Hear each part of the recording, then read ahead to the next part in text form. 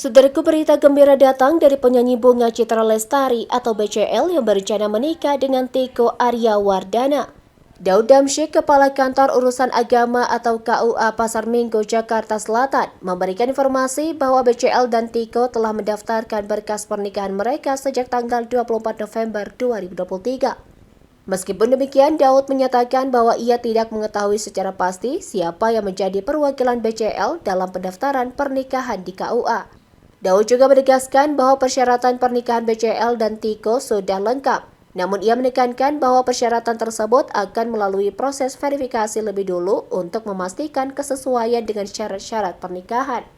Hal ini bertujuan untuk memastikan bahwa saksi-saksi dan tempat pelaksanaan ijab kabul telah memenuhi ketentuan yang berlaku.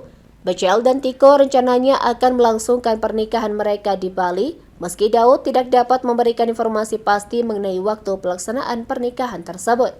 Menanggapi rencana pernikahan BCL dan Tiko, sahabat dekat BCL, Rosa, telah mendengar kabar tersebut dan memberikan doa terbaik untuk pasangan tersebut.